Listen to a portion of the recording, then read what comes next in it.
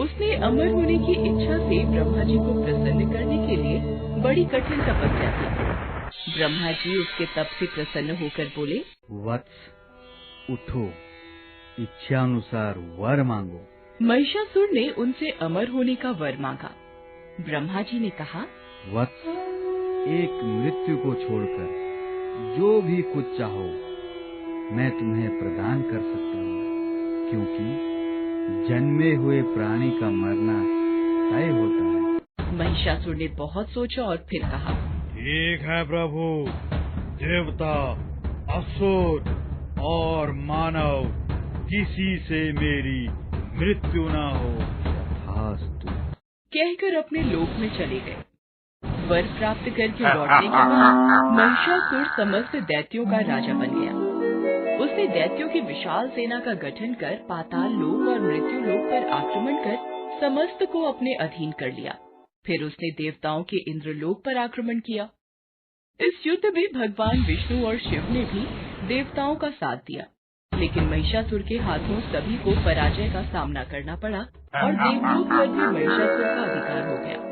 वो त्रिलोकाधिपति बन गए। भगवान विष्णु ने एक विकल्प निकाला। महिषासुर को पराजित करने का विकल्प एक ही था कि कोई स्त्री ही महिषासुर को मार सकती थी। इसीलिए भगवान विष्णु के मार्गदर्शन से तय हुआ कि त्रिदेव अपनी ऊर्जा से एक शक्ति को उत्पन्न करेंगे। इस पर सहमति जताते हुए भगवान विष्णु, भगवान शिव और ब्रह्मा जी तथा इंद्रदेव के शरीर से एक दिव्य तेज निकलकर एक परम सुंदरी स्त्री के रूप में प्रकट हुआ। माँ दुर्गा की सवारी के लिए सिंह दिया तथा सभी देवताओं ने अपने अपने अस्त्र शस्त्र माँ दुर्गा की सेवा में प्रस्तुत किए। भगवती ने देवताओं पर प्रसन्न होकर उन्हें शीघ्र ही महिषासुर के भय से मुक्त करने का आश्वासन दिया। भगवती दुर्गा हिमालय पर पहुंची और अट्टहास पूर्वक घोर गर्जना की। महिषासुर के असुरों के साथ उनका भयंकर युद्ध छिड़ गया। एक एक करके महिषासुर के सभी सेनानी मारे गए। फिर विवश होकर महिषासुर को भी देवी के साथ युद्ध करना पड़ा।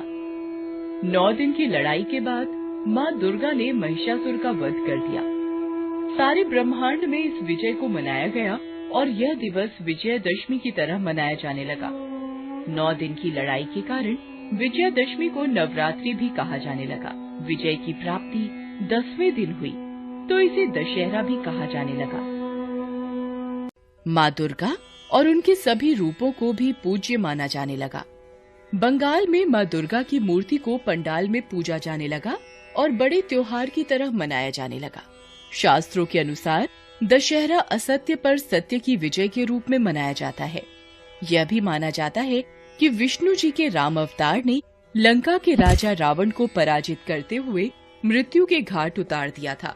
उत्तर भारत में रामलीला के माध्यम से श्री राम और रावण के बीच की लड़ाई को दर्शाया जाता है और दशहरे के दिन रावण कुंभकर्ण और मेघनाद के पुतले को फूंकने की परंपरा है और अलग अलग हिस्सों में मेले भी लगते हैं। महाभारत में इस दिन पांडु ने अज्ञातवास पूरा किया। उन्हें शस्त्र धारण करने का आदेश मिला जो शमी पेड़ में छुपाए गए थे। लोग इस दिन शमी पेड़ की पूजा भी करते हैं और रात के समय शमी के पत्ते घर लाने से घर में सोना और समृद्धि आती है। आइए जानते हैं इस साल विजयदशमी का त्योहार किस तारीख को मनाया जाएगा और इसका धार्मिक महत्व क्या है। इस साल विजयदशमी का पर्व 25 अक्टूबर को मनाया जाएगा। इस साल मल मास यानी अधिक मास लगने की वजह से नवरात्रि और दशहरा पर्व 1 महीना देर से आए। दशहरे के दिन शस्त्र पूजा का विधान है।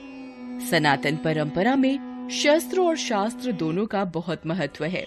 शास्त्र की रक्षा और आत्मरक्षा के लिए धर्म सम्मत तरीके से शस्त्र का प्रयोग होता रहा है। प्राचीन काल में क्षत्रिय शत्रु पर विजय की कामना के लिए इस दिन का चुनाव युद्ध के लिए किया करते थे। पूर्व की भांति आज भी शस्त्र पूजन की परंपरा कायम है।